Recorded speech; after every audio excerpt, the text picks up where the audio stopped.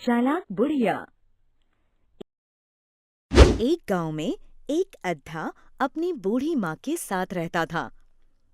उसे लोग अद्धा इसलिए कहकर बुलाते थे क्योंकि उसका एक हाथ और एक पैर था। अपनी माँ को गरीबी की हालत में काम करते देख वो बहुत दुखी होता था। एक दिन उससे रहा नहीं गया और अपनी माँ से बोला, माँ, मैं तुम्हें इस हालत में काम करते नहीं देख सकता।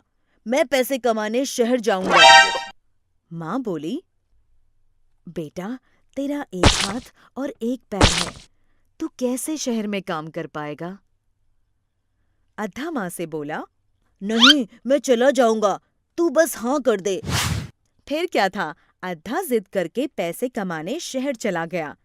शहर पहुंचकर वो एक सब्जी मंडी के पास रुक गया और सोचने लगा, यहाँ तो काफी भीड़ है, पर मैं ऐसा क्या करूं जिससे आज ही आज में मेरे पास पैसे इकट्ठे हो जाएं? थोड़ी देर बैठ जाता हूँ, फिर सोचता हूँ। अद्धा वहीं सब्जी मंडी में एक किनारे पर कपड़ा बिछाकर बैठ गया। तभी वहां से एक व्यक्ति गुजरा और देखा कि अद्धा लाचार अवस्था में है, तो उसके आगे 1 रुपए का सिक्का रखकर आगे बढ़ गया। अद्धे ने सोचा, ये तो बड़ा आसान है, ऐसे तो मेरे पास बहुत पैसे इकट्ठे हो जाएंगे। वो जोर जोर से चिल्लाने लगा, अल्लाह दे ना ते देंदा जा, नहीं देंदा ते खसमानू खां। अल्लाह दे ना ते देंदा जा, नहीं देंदा ते खसमानू खां। ऐसा करते देख लोग उसके आगे पैसे रख के जाने लगे। सुबह से शाम हो गई और उसके पास बहुत सारे पैसे इकट्ठे हो गए। उसने सोचा, मेरे पास इतने सारे पैसे हैं, इतने पैसे लेकर इस वक्त गांव की ओर निकला तो कोई चोर या डाकू ना छीन ले। क्या करूं? उसको ऐसा सोचते हुए एक महिला देख रही थी। वे अद्धे के पास आकर बोली, बेटा, क्यों परेशान हो? क्या मैं तुम्हारी कुछ मदद कर सकती हूँ? अद्धे ने अपनी सारी परेशानी उस अनजान महिला को बता दी। बेटा, बस इतनी सी बात। यहाँ कुछ ही दूरी पर मेरा घर है। अगर तुम चाहो तो वहाँ रात गुजार सकते हो। सुबह निकल जाना। अद्धा बोला, बहुत बहुत शुक्रिया माताजी, और बिना कुछ सोचे समझे उस महिला के साथ चला गया। आओ बेटा, तुम यहाँ बैठो, मैं कुछ खाने को लाती हूँ, फिर तुम आराम से सो जाना। और हाँ, लाओ, ये पैसों की पोटली मुझे दे दो, मैं संदूक में रख देती हूँ और ताला लगा देती हूँ। सुबह जाते हुए ले लेना। अद्धा भोजन करके जैसे ही सोने लगा, तभी उसे कुछ आवाज सुनाई दी। इस अद्धे को तो एक ही वार में खत्म कर दूंगी, जरा चाकू की धार तेज कर लूं। महिला पत्थर पर चाकू घिसने लगी। उसकी इस हरकत को अद्धा देख और सुन रहा था। वो थोड़ा चौकन्ना हो गया और नींद में होने का नाटक करने लगा। जैसे ही महिला चाकू की धार लगाने लगी, अद्धा गुनगुनाने लगा, माई ओ माई, मुझे सब पता है, नींद नहीं मुझे सब दिखता है।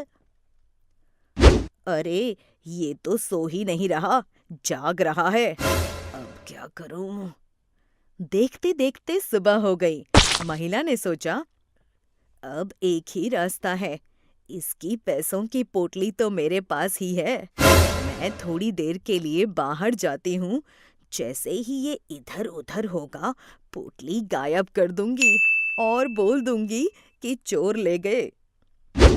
सुबह होते ही वो बोली, बेटा, मुझे जरा बाजार से सामान लाना है, तब तक तुम कुछ खा पी लो, मैं थोड़ी देर में आती हूँ।